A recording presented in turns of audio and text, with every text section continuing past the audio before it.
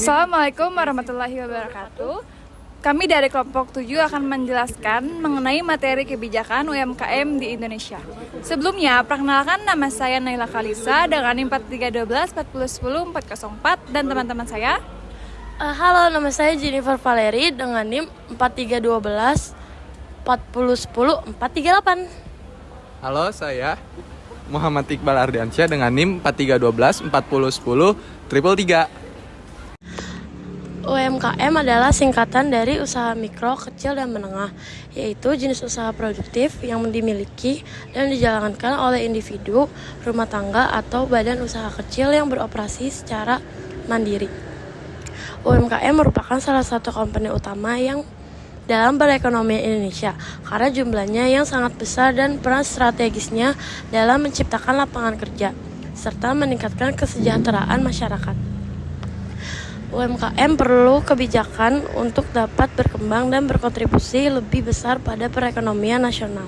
Kebijakan pemerintahan dapat membantu UMKM dalam yang pertama, meningkatkan daya saing, yang kedua, meningkatkan pendapatan, yang ketiga, menciptakan lapangan kerja, yang keempat, meningkatkan produktivitas, yang kelima, mendorong penggunaan produk dalam negeri. Berikut adalah contoh kebijakan pemerintah yang dapat membantu UMKM dalam berbagai aspek untuk berkembang dan berkontribusi lebih pada perekonomian nasional. Yang pertama adalah meningkatkan daya saing. Contohnya program pelatihan dan pendampingan bagi pelaku UMKM. Yang kedua, meningkatkan pendapatan. Contoh kebijakannya menyediakan akses permodalan yang lebih baik.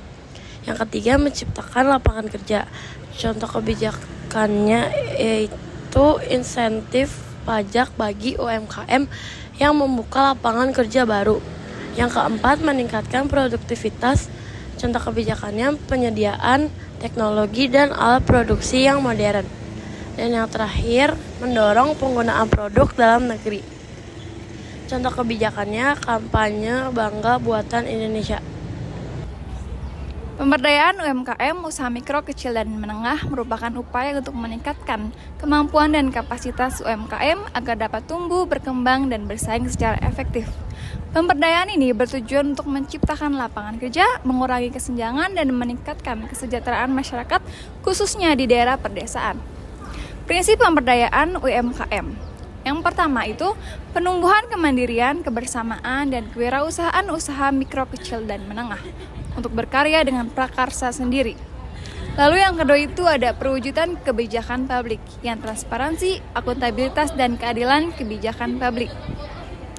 Lalu yang ketiga ada pengembangan usaha berbasis potensi daerah dan berorientasi pasar sesuai dengan kompetensi usaha mikro, kecil, dan menengah. Lalu selanjutnya ada tujuan pemberdayaan. Yang pertama itu meningkatkan harkat dan martabat. Yang kedua memperkuat tatanan nilai dan budaya setempat.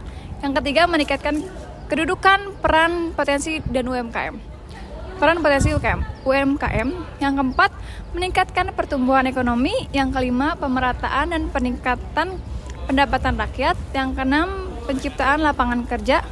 Yang ketujuh, pengentasan kemiskinan. Yang kedelapan, menumbuhkan dan mengembangkan kemampuan UMKM menjadi usaha yang tangguh dan mandiri. Iklim usaha.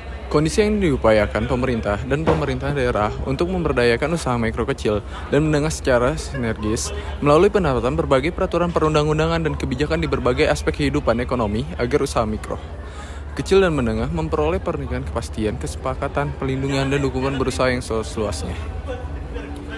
Oke, jadi tujuannya penciptaan iklim usaha yang kondusif yaitu yang pertama meningkatkan daya saing UMKM di pasar domestik dan internasional. Lalu yang kedua itu ada mendorong pertumbuhan ekonomi yang inklusif dan berkelanjutan. Lalu yang ketiga itu ada mewujudkan pemerataan ekonomi melalui pemberdayaan UMKM di berbagai daerah. Dan lalu ada peran pemerintah dalam meningkatkan iklim usaha UMKM. Jadi yang pertama itu ada menyusun kebijakan nasional yang mendukung memberdayakan UMKM, lalu ada menyediakan fasilitas pembiayaan dan pelatihan bagi pelaku UMKM, Lalu yang ketiga ada mendorong digitalisasi UMKM, yaitu untuk meningkatkan daya saing. Lalu tantangannya itu ada dalam mewujudkan iklim usaha yang kondusif itu, yaitu yang pertama ada persaingan usaha, lalu persaingan usaha kebijakan yang tidak berpihak pada persaingan sehat yang dapat menyebabkan dominasi operator tertentu. Lalu yang kedua itu ada regulasi perizinan yang tidak adil dapat membuat perusahaan swasta sulit bersaing. Lalu yang ketiga itu dukungan UMKM. UMKM perlu memperhatikan dan mendapat prioritas agar tingkat ekonomi bawah dapat bertahan. Oke. Sekian dari kelompok kami. Mohon maaf jika ada salah ucap dan salah sikap. Wassalamualaikum warahmatullahi wabarakatuh. Bye Miss Angel.